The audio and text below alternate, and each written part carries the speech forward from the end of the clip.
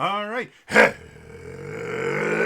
again, adventurers, and welcome to another exciting daily vlog. This is daily vlog 2025 at number 326. And today, we have massive news. The original D&D live play that has sold out theaters for over a decade is ditching D&D for Daggerheart, guys. This is insane. Quick reminder: if you have not picked up your copy of the Hearth Witch's Guide to Magic and Murder, Book 1 of the Hemlock Saga, written by USA Today best-selling author Kiri Callaghan, links are in the description down below. This is not an ad. This is not a plug or anything like that. I make nothing off of this. Kiri is my friend. I likes my friend. I likes her book. I want people to read her book. All right. So, Todd Kenreck, formerly of D&D Beyond, and probably the biggest mistake Wizards of the Coast and Hasbro has made in recent history, specifically getting rid of Todd Kenreck. He, for anyone who doesn't know, Todd Kenreck used to work for D&D Beyond, and he basically made all of the interview videos and stuff for D&D Beyond. Well, in the recent kind of restructuring that Wizards of the Coast has been doing specifically for the D&D team, he was let go. And so he decided to basically continue doing what he was doing for D&D Beyond for himself. And due to the fact that working at D&D Beyond got him a lot of industry connections, he's putting out really good interviews. Specifically, he keeps putting out interviews with Chris Perkins and Jeremy Crawford and Matt Mercer and, big names in the industry. Well, he just put out another interview, I think an hour or so ago, maybe. It's very, very new. And in it, he is interviewing Jeremy Crawford and Matt Mercer about the Acquisitions Inc. game that's going to be going on in a few hours from the time that I'm recording this. It's going to be at 8 p.m. Eastern time, so feel free to translate to whatever you need to. But, there's going to be an Acquisitions Incorporated game tonight at PAX Unplugged, I think is what this one is. Something like that. Anyway, it was, I don't know if this was announced before and I just missed it, but Todd's video was the first time that I found out that Acquisitions Incorporated is switching from Dungeons and Dragons to Daggerheart. And I don't know if I can overemphasize what a massive deal this is. Let's take things back and let's start off with the history of Acquisitions Incorporated. Acquisitions Incorporated started during D&D 4th edition, and it specifically started as a marketing tool for D&D 4th edition. Excuse me. D&D 4th edition was incredibly popular.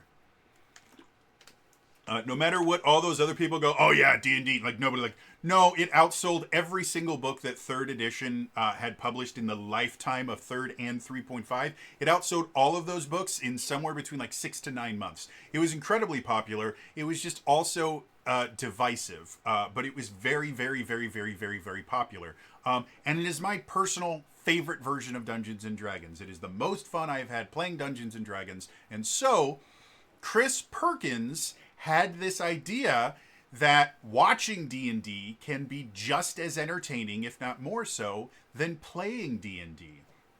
And so he contacted the people at Penny Arcade, specifically Mike Krahulik and Jerry Holkins, and said, hey, would you guys like to play D&D for this podcast we'd like to do? It started as a podcast. By the way, the podcast still exists. You can still listen to the very first episodes all the way up through the most recent episodes. Every single thing of Acquisitions Incorporated exists on the internet somewhere. The vast majority of it exists on YouTube. I think the one thing that might not be there is Acquisitions Incorporated, the series. because that was a series done with Amazon Prime, and so it's on Amazon Prime for free, I believe. If you have a Prime subscription, you can actually watch it for free. It's really fun. So anyway, that's where it started. Was Chris Perkins coming over to Penny Arcade and helping them build characters. I believe Scott Kurtz, I want to say he was part of that first group. I can't 100% remember. But I do know Mike and Jerry have always been part of it, aside from a brief stint where Mike kind of took a hiatus from it. But again, it was designed to be a marketing tool for Dungeons and Dragons, and it was exceptionally successful. It also started the era of TTRPG celebrity. I recently saw a video on YouTube that I can't remember who made, where they were talking about the idea of, are celebrity D&D players a good thing for the hobby, or are they a bad thing? Are they a detriment to the hobby? And the video itself basically goes, no, they're a fantastic thing. It helps to get more people involved. We want to have celebrities in this field in the same way that, other hobbies have celebrities. Like even like chess has, grandmasters like Magnuson, whom if you're into the chess scene, you know who Magnuson is. He's one of the top grandmasters in the world, and he's also relatively, I guess, genial. Like he's good on camera. And then there's people like the Botez sisters who have created this kind of new renaissance for chess by streaming it on Twitch and things like that, and all this other stuff. So yes, celebrities are good. Chris Perkins was really the first D&D celebrity, and he used to go by the moniker of DM to the Stars, because as part of the marketing for 4th edition, he would go out and do things like Acquisitions Incorporated and celebrity D&D games. There's again, it's on YouTube. There's a game that he played, I think at Gen Con, where he had R.A. Salvatore, Ed Greenwood, I can't remember the other people there, but basically big D&D authors got to play D&D 4th edition, and they had an absolute blast. It was a phenomenal, wonderful game that really showed off just how good at improvising Ed Greenwood is, to be blunt. And he did a game for the Robot Chicken Dudes, and that one's still on YouTube as well, and it's also an absolutely phenomenal one. He eventually did Dice Camera Action, which was Wizards of the Coast live play, and he's done so many other things, but he really was the first D&D celebrity, and Acquisitions Incorporated was the first live play series, or at least the first really popular one that popularized a lot of the tropes now that are extremely common. The fact that they played in front of an audience, that was a D&D, that was an Acquisitions Incorporated first the thing. They did it at Gen Con. Again, it still exists on the internet. And they played in like a side room that, if I had to guess, had maybe 100 people in it. Like, it was a small game, but they did film it, and they broadcast it, and yeah, and then from that point on, the very next year, they did it in a theater and they sold it out, and it just kept getting bigger and bigger and bigger, to the point where Critical Role just uploaded their episode to YouTube of them filling the Radio City Music Hall. Is that where we're? Yeah, Radio City Music Hall. They played Dungeons and Dragons there. Like, that's nonsense levels of amazing. It really, really is. So all of that started with Acquisitions Incorporated, and Acquisitions Incorporated has been a chief marketing tool for Dungeons and Dragons ever since then. Again, the first live episode, I can't remember the full name. It's something to Slaughterfast, because they went to the place that they went to is Slaughterfast. That one was played right there, and then they did The Last Will and Testament of Jim Dark Magic, the first. which is another one. And then the one immediately after that was them using the new D&D Next playtest rules. And as they went on, whenever they would do, like when they did Out of the Abyss was the new book that they were putting out, they went to the Underdark. I don't think they did any, Acquisitions Incorporated didn't touch Ravenloft because Chris's show Dice Camera Action was set in Ravenloft, and so they already had marketing for that. But Storm King's Thunder, they went to a cloud giant fortress and tried to find the Rod of Seven Parts, and like Acquisitions Incorporated has been inexorably tied to marketing for D&D 5th edition over and over and over again. Every time a new book was released, the PAX West game would somehow incorporate that into this story. The one where the Tomb of Annihilation revisit, I can't remember what it was called, but they went to Chult, and that's where they placed the Tomb of Annihilation in the Forgotten Realms. That one is one of my favorites because part of the like 3-episode series involving around that involved all of the Akin players getting shrunk down and de-aged to like young children, and that was absolutely hilarious. So yeah, the fact that Acquisitions Incorporated is leaving D&D for Daggerheart is massive. The reason I started playing Dungeons and Dragons was a combination of Tabletop, the Geek and Sundry show, hosted by Will Wheaton, specifically the Dragon Age episode they did in season 1, and then Acquisitions Incorporated. Acquisitions Incorporated was the huge thing that got me going. My first custom adventure that I ran on free tabletop day in my friendly local game store. Anyone could just run up to the table and play with me. Was based on Acquisitions Incorporated. The game was called D&D High, and it was about a fictional high school where D&D adventurers went to become adventurers, and the player characters were the uncool kids, and the bad guys were the cool kids, and it was really, really fun, and I genuinely had a ton of fun creating it, but it was entirely because of Acquisitions Incorporated.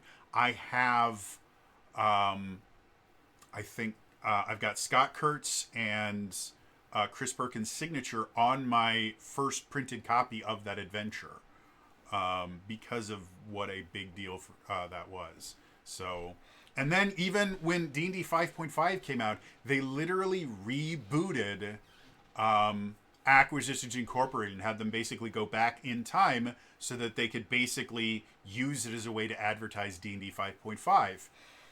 And that's been going exceptionally well.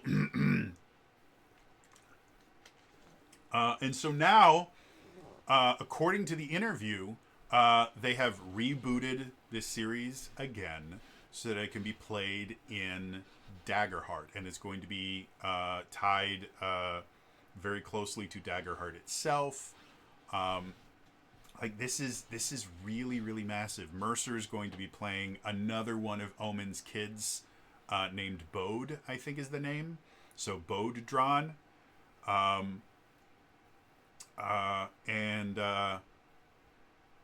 Yeah, like that's, oh man, I cannot tell you how excited. Like I was already going to watch Acquisitions Incorporated tonight because I watch almost every episode.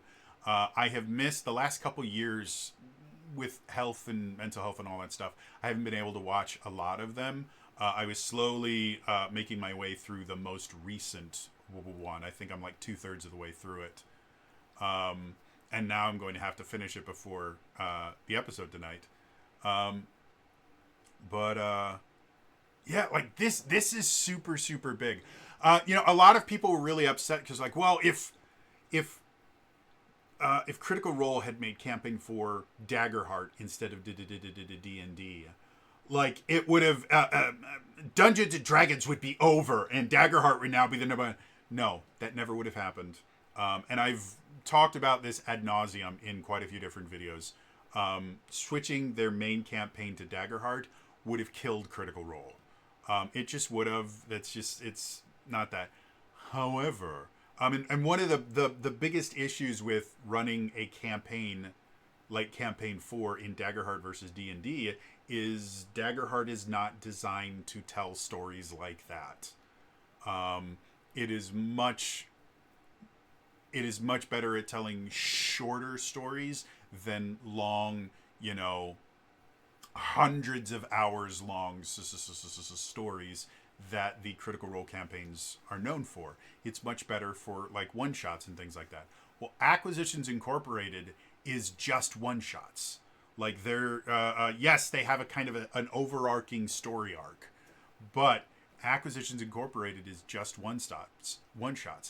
Daggerheart is perfect for what Acquisitions Incorporated does, especially since Acquisitions Incorporated has never really embraced the idea of rules.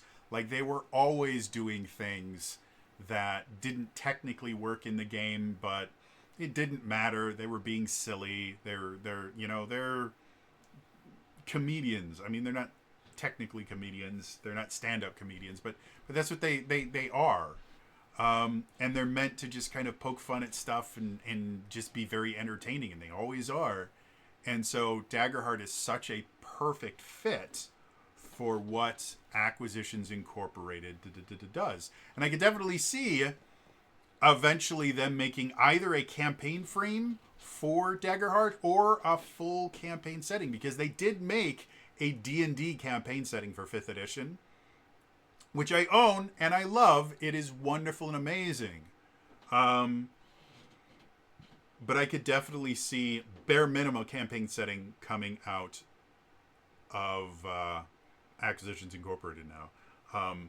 And one of the other things that kind of makes me smile. So years ago, Chris Perkins was getting interviewed about Acquisitions Incorporated. He kind of told this story that has stuck with me ever since.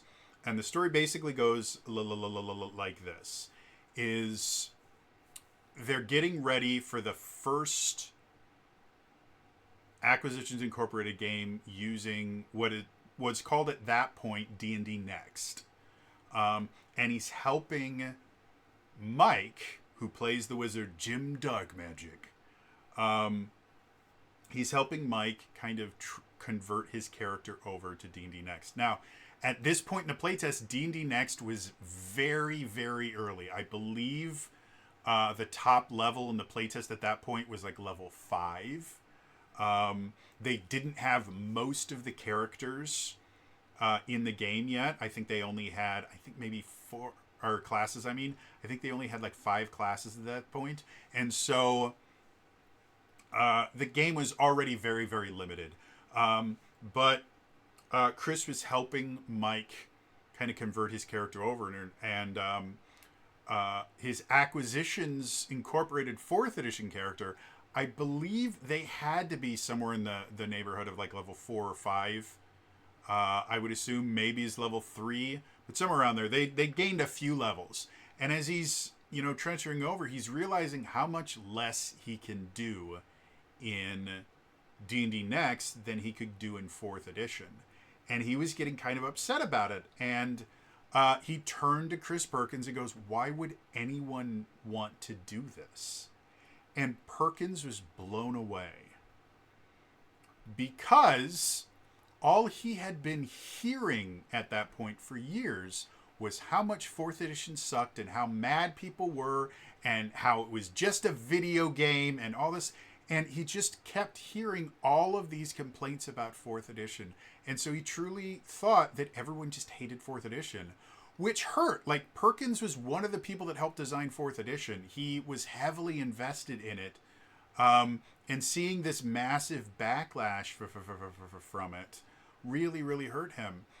And so when he heard Mike go, "Why would anyone ever want to go from 4th edition, where you get to be super awesome, to 5th edition, where you're weak and extremely limited?" And it kind of blew Chris's mind, because he's like, oh my god, people do love this system. And Mike, his first time playing Dungeons and Dragons was 4th edition. He had never played D&D before. He didn't know anything about D&D before that first podcast. And so to him, D&D was 4th edition. And then they had to switch to 5th edition, and it took him a little while to get to the point where he felt good playing it. And to be honest, I love Acquisitions Incorporated. They've done some amazing, wonderful things, but the best episodes of Acquisitions Incorporated were those first few 4th edition episodes, with a few very, very rare exceptions. The Wizard Unknown's Battleground, that one is just insane. But they barely pretend that they're playing Dungeons and Dragons in that one. But the thing about 4th edition, it was designed to be showy, and it was designed to be over the top and big numbers, and everything was exceptional and fun and amazing. And 5th edition was designed to be more realistic. It was designed to adhere to an earlier version of Dungeons and Dragons, where you start off not just as nobodies, but as weak, pathetic nobodies that half of you die before you have a chance to become something. Now, 5th edition, you still start relatively powerful. But compared to 4th edition, like a first level 4th edition character would wipe the floor with any 5th edition. Probably like even like a 5th edition, like 4th or 5th level character, they could still hold their own, because everything about them was bigger and grander and more interesting. And yeah, so now getting to kind of transfer to something that Daggerheart does take some inspiration from 4th edition. The card thing in particular, that was a 4th edition thing. The fact that you have these abilities as opposed to just, oh, this is a spell. And every single class gets cool things they can do. That's all 4th edition stuff. The monster design in Daggerheart is a direct inspiration from 4th edition. So there's a lot of 4th edition in Daggerheart. And I really, again, I have no idea how Mike is reacting to this. I've never met either Mike or Jerry. One of these days, if I can ever get out of this fucking basement, one of these days I want to make it to a PAX. I don't care which one it is. I would probably aim for PAX Unplugged, because it's smaller, and even before it got to the point where I couldn't leave my home, like I went to Gen Con one year and I spent the first day there in my hotel room because I was so overwhelmed with everything going on. I missed every single thing that I signed up for that day because it was so overwhelming, just the massive amount of people there. So yeah, but one of these days I want to meet Mike and Jerry and get them to sign my copy of my first D&D adventure that was directly inspired by Acquisitions Incorporated. Because basically, the people that I originally wanted to sign it were Chris Perkins, whom I have, because Chris Perkins is my friend, Scott Krahulik, Scott Kurtz, Mike Krahulik, Jerry Holkins, and Will Wheaton, because that was my favorite iteration of Acquisitions Incorporated.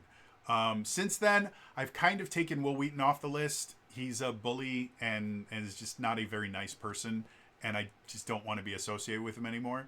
But I still want to get Mike and Jerry's signature on there, and that would be complete. That would technically be the original Acquisitions Incorporated team. And yeah. To be perfectly honest, if I didn't already have Scott's signature, I probably wouldn't be looking for Scott's anymore either. He's not quite as much of an asshole as Will Wheaton is, but there's a reason why he's no longer in Acquisitions Incorporated, And if you look into that, you can find out. I don't think it's ever been explicitly stated, but he is, let's say, controversial. And he admits it. He understands that he has problems, but yeah, if I could just get Mike and Jerry's signature on that, that would be amazing. So anyway, interested to hear from you guys. First of all, do I have any Acquisitions Incorporated fans out there? Let me know in the comments down below. Are you guys as excited about ACK Inc. switching to Daggerheart as I am? Like, this could be very, very big. I think Acquisitions Incorporated was just as big a reason for 5th edition being as popular as it was as Critical Role was. And Critical Role wouldn't exist without Acquisitions Incorporated. It really wouldn't. Yeah,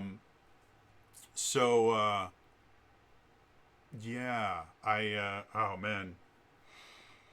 Let me know if you guys are excited, your predictions for the Giga game tonight, anything you want in the description down below. Otherwise, again, that is all for me today, and I will see you guys next time. All right?